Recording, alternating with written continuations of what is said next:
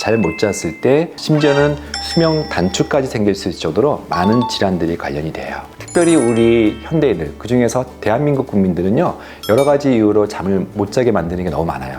진심으로 당신이 잘 잤으면 좋겠습니다. 잘 자요.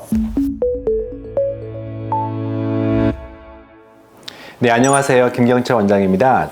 불면증은 사실 우리 한국에서는 큰 문제예요. 설문조사에 의하면은 10명 중에 한 3명 정도는 잠을 못 잔다고 해요. 그리고 10명 중에 1명 정도는 실제 잠을 못 자서 수면제나 수면과 관련된 어떤 적극적인 구매를 했다고 합니다.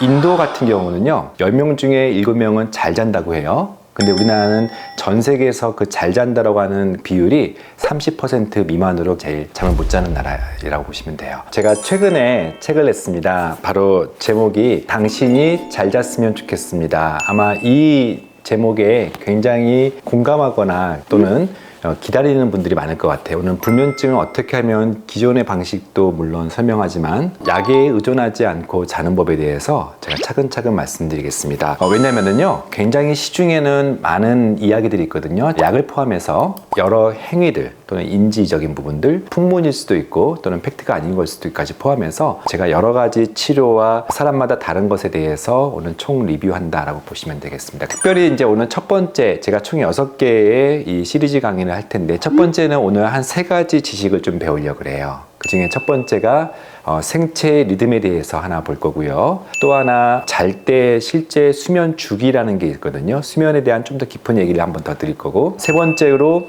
우리가 시각 중추에서 어떻게 멜라토닌이 만들어졌을 때, 그럼 다른 말로 하면은 시각을 통해서 잠을 못 자게 하는 요인들. 이거 조금 어렵지만 이걸 알아야 제가 다음에 호르몬 이야기, 또 많은 영양제 이야기들을 할 수가 있기 때문에 오늘 한번 이 부분 잘 짚고 넘어갈게요.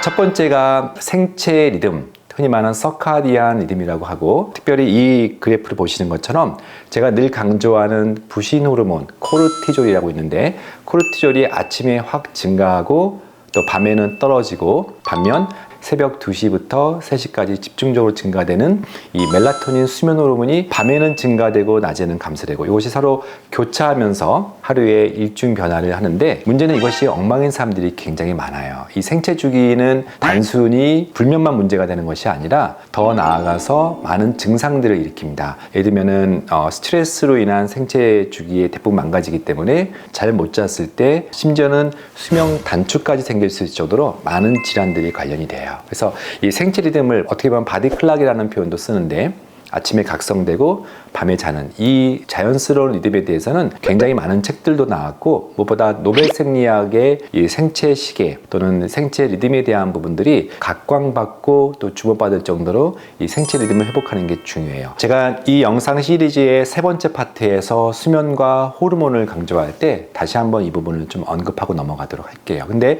말씀했던 것처럼 밤에 잠을 자고 아침에 각성돼야 되는데, 특별히 우리 현대인들, 그중에서 대한민국 국민들은요, 여러 가지 이유로 잠을 못 자게 만드는 게 너무 많아요. 첫 번째는 노동 환경이, 예를 들어서 밤을 새야 되는 그런 배달 또는 특별히 3교대 간호사, 이런 24시간 일하는 그런 어떤 환경에 되게 익숙한 국가이고요. 또 일하지 않더라도 어디 가나 대한민국의 특징이, 특히 서울 이 도심의 특징이 휘황찬란한, 그래서 많은 조명들이 우리를 잠을 못 자게 만들고 또 각성시키고, 심지어는 침대맡에서 끝까지 보는 스마트폰의 강한 불빛, 또는 야간 근무, 특별히 야식이라고 하는 어떤 야간 문화들이 굉장히 발달되면서 해 지면 자고 해 뜨면 일어나는 이 습관들이 망가졌어요. 그래서 이런 부분들이 생체 시계를 파괴하고 불면으로 이어진다는 건 되게 중요한 부분이고요. 두 번째 파트는 수면 단계에 대한 이해인데, 잠을 딱 자고 아침에 일어날 때까지는 보통 한 6시간 내지 한 8시간 정도 잔다고 했을 때 한 3에서 5회 정도의 다음과 같은 사이클이 일어나요. 즉,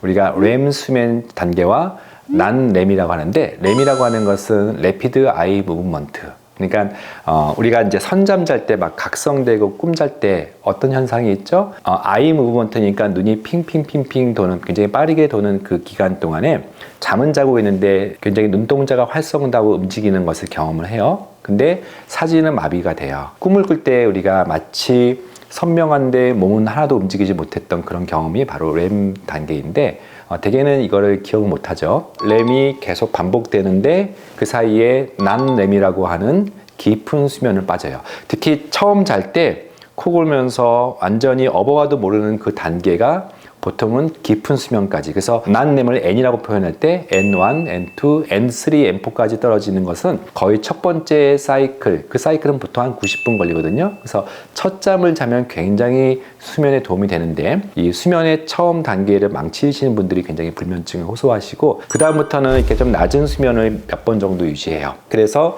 평균적으로 난렘 그리고 렘, 난렘 이런 식으로 몇 번 사이클 돌면서 근데 문제는 이 낮은 잠을 계속 유지할 때 각성되는 분들이 있어요. 그래서 처음에 깊게 못 자는 어떤 인면의 장애, 중간중간에 깨는 각성 장애로 불면은 크게 나눠집니다. 그래서 이 부분에 대한 이해를 해야 또 저희가 다음 수면제 또 신경안정제 이런 부분들을 이해할 수가 있습니다. 자, 마지막 세 번째는요, 생체 리듬의 중추 중에 시상하부라는 부분이 있어요. 우리 뇌 안에는 굉장히 중요한 것들이 깊이 들어있는 속내에 해당되는, 그 중에서 특별히 호르몬 분비라든지 오늘 강조하는 멜라토닌이라든지 또는 신체의 어떤 주기적인 리듬을 강조하는 것이 대부분 시상하부에서 분비가 돼요. 우리 어떤 생체의 가장 중요한 뇌 위치다 보니까 깊이 있는, 그래서 이 뇌 그림 보시면은 이 시상하부 중에 특별히 송방울샘이라는 곳에서 멜라토닌을 만들어요. 근데 이 시상하부 같은 경우에 자극이 뭐냐? 첫 번째, 망막에서는 이 멜라노프신이라는 세포를 통하여서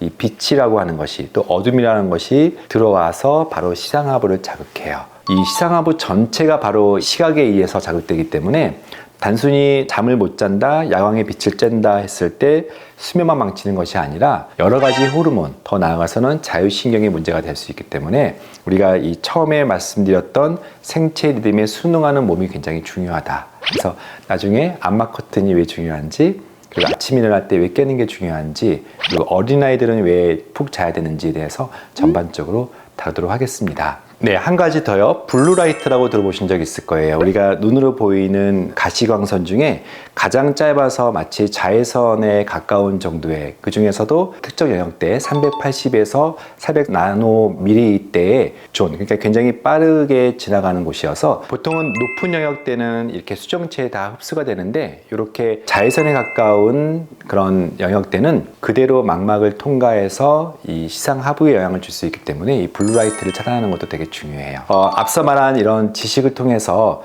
좀 더 우리가 불면 또 수면에 대한 전반적인 이해를 앞으로 같이 하도록 하겠습니다. 많은 경우가 이 불면에 이르는 원인들이 굉장히 사람마다 다르다는 것을 오늘 꼭 강조하고 싶고요. 사람마다 다른 원인이 있고 그 원인 따라 다르게 처방한다는 것이 이 전체를 꿰뚫는 가장 중요한 주제니까 오늘 좀 처음 지식, 그리고 앞으로 이어지는 영상들을 잘 따라오시기 바랍니다. 네, 오늘도 여러분들이 진심으로 당신이 잘 잤으면 좋겠습니다. 잘 자요.